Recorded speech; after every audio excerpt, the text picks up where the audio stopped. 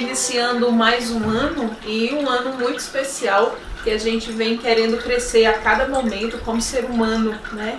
E para iniciar esse momento, a gente vai iniciar uma programação bem especial aqui nesse canal com o nosso padre Fábio de Abreu. Ele vai trazer algumas reflexões, alguns pontos que são bem questionados no nosso dia a dia e que vai nos fazer crescer muito. Será uma grande alegria esses momentos, não é isso, padre? Muito bem, obrigado, Marta Alves, né? Esse ano, tenho dito, é ano novo, mas só será novo se o coração for novo e a mente também se renovar. Se não, será ano novo com vida velha, não é? Então, eu até tenho dito nas minhas homilias que durante esse ano, estamos em 2020, seria interessante pegar uma folha de papel e escrever 20 propósitos, né? Meus 20 propósitos para 2020. O que pode me fazer uma pessoa melhor? Melhorar a minha vida de oração, melhorar a minha vida de convívio em família, fazer um curso novo, aprender uma língua. Então eu tenho dito às meus paroquianos, façam 20 propósitos para 2020. E aí eu tenho que compartilhar com vocês que eu já vi o senhor postando isso no Instagram, e aí eu também já fiz essa lista, viu? Sim, que bom, que bom. Mas hoje, especialmente, a gente vai trazer um tema que é muito atual no nosso dia a dia, que é justamente sobre os filhos que dominam o lar e os pais, né, padre? Isso tem sido uma realidade muito presente no dia a dia da vida das famílias. E aí, pra gente iniciar essa conversa, a voz ativa em casa dos pais tem sofrido esses problemas, né, que a sociedade, muitas informações de como os pais devem educar seus filhos, e dá a impressão que os pais estão se perdendo nessa educação. Como o senhor avalia esse momento, esses últimos tempos que a gente tem vivido? Eu diria que cada pessoa tem o seu papel na família, né? A família é um conjunto, né? É sagrada, como a família de Nazaré. Toda família tem sacralidade também. E na família cada um tem o seu papel. O pai tem o papel, a mãe tem o papel dela, e os filhos têm também o papel, os seus papéis como filhos. Eu imagino que assim, o que tem acontecido é que os pais têm se tornado reféns dos filhos. Às vezes pelo medo de desagradar, pelo medo de não ser querido, pelo medo de que os filhos se revoltem, acabam fazendo tudo que os filhos querem, e depois as consequências são drásticas, porque a pessoa até certa idade não tem maturidade para tomar decisões próprias, ela precisa do pai e da mãe, né? Então, sozinho, uma criança ou adolescente não pode decidir-se. E aí, quando a criança tem autonomia para decidir sobre sua vida, o que acontece? Normalmente ela faz decisões erradas, que depois ela vai ter muito para se arrepender. E a mãe e o pai também vão se arrepender, porque estão pensando, estão fazendo o melhor, deixando de fazer tudo o que desejam, mas depois. Isso, inclusive, Marta, eu vejo nas questões até de comida, por exemplo. Tem filhos que não comem comida de mesa, comida cozida, comida de mesa, verdura, fruta. Tem filho que só come aquelas coisinhas preparadas, não vou citar nome de marca, nem de produto, mas coisinhas preparadas, assim, sem substância nenhuma. São crianças frágeis, que normalmente vivem resfriadas, com gripe, não é? Mal-estar, qualquer coisinha passam mal. Então, até nessa questão da alimentação, eu diria que o lar, ele precisa se reestruturar. No passado, tinha um grupo de monges, né, que levavam as pessoas para reestruturar a vida. E reestruturar a vida significa reestruturar horário de dormir, horário de acordar, ter horários para fazer as refeições, tudo muito bem definido, né? Eram chamados os terapeutas do deserto. Filon de Alexandria traz um texto muito belo sobre os terapeutas. Eles trabalhavam com óleo, com outras coisas assim interessantes, com argila medicinal. E a pessoa ia para lá para reestruturar a vida. Eu acho que hoje nós precisamos reestruturar as nossas vidas em família, sobretudo, horário de comer junto, ter um momento para estar junto. Depois ter um momento em que o celular tem que ser desligado, porque é o momento da família, bater papo, conversar com o outro, escutar o outro. A mesa, não nos alimentamos só de pão, de feijão, de arroz, mas a gente se alimenta de afeto, do carinho do outro, da partilha do outro, do sorriso, das brincadeiras, tudo isso é alimento. Eu creio que a família tem perdido muito nesse sentido de que, por querer educar sem dizer não, os pais acabam deseducando, porque o não é uma palavra necessária, né? Então eu vejo o contexto de hoje, de família, hoje em dia, educar filhos é muito mais difícil do que há anos atrás, né? Porque a palavra obediência, diálogo, está muito em desuso. E hoje os meios de comunicação, a internet, o celular tomaram muito o lugar do diálogo em família. A sociedade é um reflexo. A sociedade, a gente vê que as pessoas, a gente se vê muitas vezes reclamando de como o mundo se encontra, né? Destruição da natureza, violências e etc. A gente vê isso muito na realidade do dia a dia. Essa sociedade marginalizada, digamos assim, sem muita consciência do que é certo, do que é errado, tudo pode, tudo é permitido. Isso tem muito a ver com o que é ensinado, com o que é vivenciado dentro da família. É claro, eu vejo, por exemplo, a personalidade de Jesus como homem. Eu admiro muito São José e a Virgem Maria porque certamente Jesus aprendeu muito deles. Jesus tinha uma personalidade muito bem definida, muito clara, e uma personalidade muito profunda que fazia os outros admirarem a ele. Bastava ver e ouvir uma só vez para se encantar com Jesus. Augusto Cury foi estudar, ele era ateu, foi estudar a personalidade de Cristo, e depois que estudou a personalidade de Cristo, ele dizia: esse homem é um homem diferente, e tornou-se cristão. Hoje ele é cristão, Augusto Cury, né? Então eu diria que a família é o berço onde a vida começa, mas também onde a vida se desenvolve. Não existe escola para aprender a amar. Existe escola para aprender inglês, francês, alemão. Se você pensar, cozinhar é escola para cozinhar. Mas não existe escola onde a gente aprende a amar. E é na família que a gente aprende a amar. A gente aprende a perdoar, a gente aprende a ser bom com os outros, a gente aprende a pedir perdão também. Então, se a família é desestruturada, o lar é desestruturado, se as coisas estão bagunçadas em família, o reflexo será uma pessoa com a mente bagunçada e com o coração também bagunçado, que depois vai sofrer bastante, né, infelizmente, e que vai fazer outras pessoas ao seu redor sofrerem também, né? Então, a sociedade é um reflexo da família. Se a família vai bem, a sociedade vai bem. Se a família não vai bem, a sociedade não vai bem. Os antigos romanos já pensavam muito sobre isso. Os filósofos da antiga Roma falavam muito sobre os valores de família, né? Cícero e outros, Sêneca e outros filósofos e pensadores antigos falavam muito sobre o valor da família e sobre estes valores. É tanto que Sêneca era chamado pelos cristãos Seneca Noster, porque na visão deles Sêneca não era um cristão de ir à missa, de comungar, mas ele defendia os mesmos valores, né? Então, no início, os antigos da primeira geração chamavam Seneca Noster. Quer dizer que valores de família nós também defendemos, né? Eles defendiam, nós também defendemos.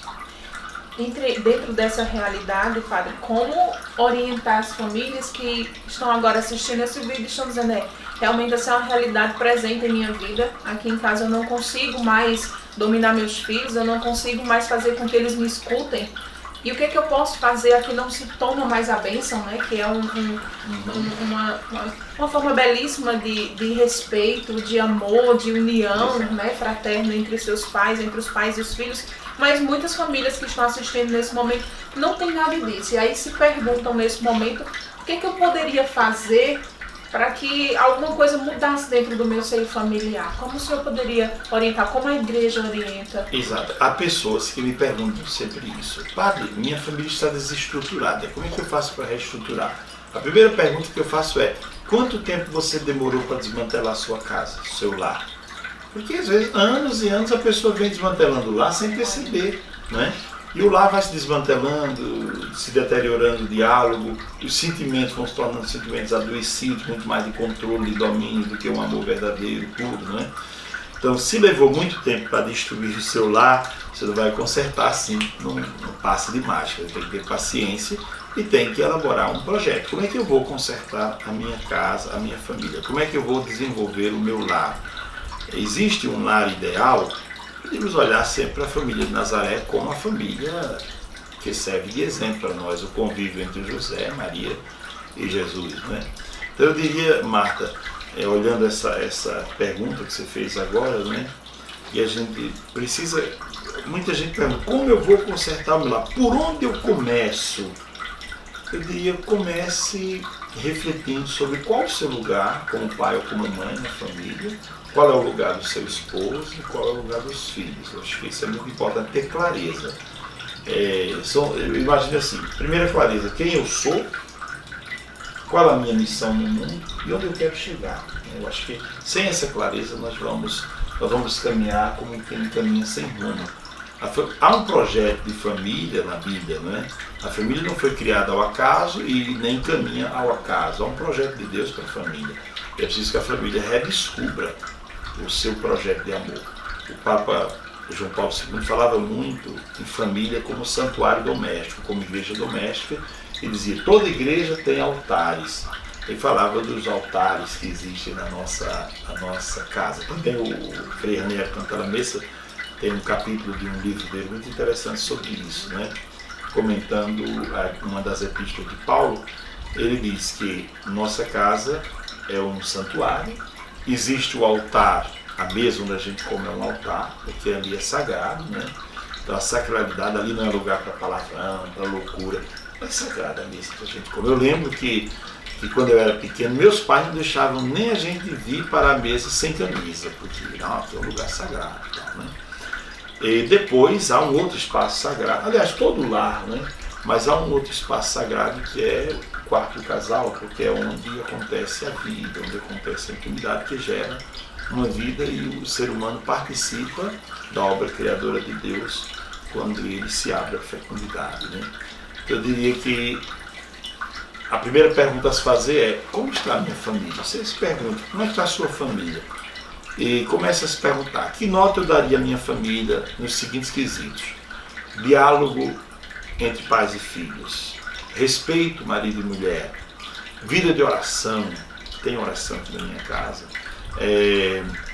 Depois, outras questões ligadas à reflexão, né? O que é que se vê na TV aqui em casa? Se vê de tudo ou nós selecionamos as coisas para que os filhos vejam? Aqui existe disciplina ou as crianças ficam no celular até as 3 da manhã e no outro dia estão mortas e não conseguem fazer nada? Então é um pouco, como está a tua família, né? Como está a tua família? Acho que é uma bela pergunta. Naquela campanha da fraternidade, não recordo o ano, se fazia a pergunta, a família como vai? Né? E é preciso responder com honestidade para que a gente encontre a saída. Né? Se há um conflito em casa, se as coisas não estão bem, o que fazer? Então, se responder com muita honestidade, com muita sinceridade e se perguntar qual a minha parcela de contribuição para que a família chegasse ao ponto que está, ou para que ela se arruinasse, ou para que ela estivesse como está, se está tudo bem, né? Então é preciso se perguntar sobre isso. Né? E aí, diante dessas orientações, eu acho que dá para se pontuar e recomeçar, né, padre? Eu acho que a mensagem de hoje, nesse tema, filhos que dominam lá e fazem os pais refém, e os pais ficam se perguntando como eu posso salvar a minha casa, salvar a minha família, salvar os meus filhos, é recomeçar, né? Partir a partir de agora. Não dá pra gente ficar, mas eu não dei jeito Exato. Até agora não vai ter mais jeito. Não, tem jeito, né, padre? As orientações, as palavras que o senhor colocou aqui, muito nos inspira a isso, a recomeçar a partir de hoje. Então, acho que esse nosso tema hoje, né, acho que o senhor poderia pontuá-lo, finalizando esse momento, que eu tenho certeza que você está nos assistindo, gostou bastante, e reassista novamente, porque às vezes a gente precisa estar absorvendo cada vez mais a sabedoria que é nos repassada. E aí, como o senhor poderia terminar esse momento? Que mensagem o senhor poderia deixar para as famílias que estão nos assistindo? Bom, eu diria, reassista novamente e também divulgue, mande para os amigos, seus amigos da internet, para que vejam também essa reflexão. Eu diria que uma das grandes dificuldades que a família sente hoje, os pais, né, é quanto a essa questão da educação mesmo, né? A palavra educar vem do latim antigo, né? Dux ducis, né? Educar não é uma coisa fácil. É preciso compreender o ser humano na sua globalidade, na sua complexidade. Educar, como dizia o apóstolo Paulo, educar o corpo é uma coisa, educar o corpo com relação aos vícios, para evitar os vícios, evitar os excessos. Educar a mente, né, é outra tarefa que não é fácil. Há muitas pessoas doentes porque elas não conseguem controlar os pensamentos. Eu gostaria depois de fazer um vídeo a partir de um grande pensador, Evagrio Pontic. Ele dá muitas dicas de como a gente não ser refém dos pensamentos. Santa Teresinha dizia que a mente é a louca da casa e às vezes ela age contra a gente. Ela cria situações e problemas que não estão havendo. E depois, educar o corpo, a mente, educar o coração para amar, porque ninguém nasce sabendo amar. E o amor, ele acontece em vários degraus, né? Um outro vídeo que a gente pode explorar é sobre esses 10 degraus do amor, como os gregos antigos definiam, né? O amor começa num degrau mais baixo, até chegar a um amor muito doação, muito entrega ao ágape, né? Que é o amor supremo. Então eu deixaria essa mensagem, né, a você. Estamos começando o ano está apenas começando. Então faça o seu projeto de vida para esse ano, né? Como é que você quer consertar a sua casa? Eu digo sempre, Marta, fazer uma casa é fácil, não é tão difícil. Você pega tijolo, cimento, ferro, brita, você vai construir a casa. Mas erguer um lar e manter um lar em pé é mais difícil, porque manter um lar e construir um lar tem a ver com afeto, tem a ver com respeito, tem a ver com perdão. Aí é um outro assunto. Manter o lar de pé, erguer um lar e mantê-lo de pé não é bem fácil, né? Então posso dar a bênção? Pode, mas antes não se esqueça você de se inscrever no canal, ativar o sininho, que assim todas as vezes que forem lançados novos vídeos, você vai receber aí uma notificação. Quero agradecer a Marta Alves, né? E a toda a produção do nosso trabalho, né? E dizer a você, meu irmão e minha irmã, sua família tem jeito. Uma vez um jovem disse: Padre, minha casa é um inferno. Mas se a sua casa é um inferno, talvez você também seja um capeta lá dentro. Então, preste bem atenção, gente. A casa da gente é o melhor lugar do mundo. Deve ser lugar de harmonia, de aconchego, de perdão, de docilidade, de sentimentos. Tá bom? Então terminamos esse vídeo com estas palavras. Que o Senhor nos abençoe, nos guarde, nos preserve de todos os males, hoje e sempre. Em nome do Pai, do Filho e do Espírito Santo. Amém.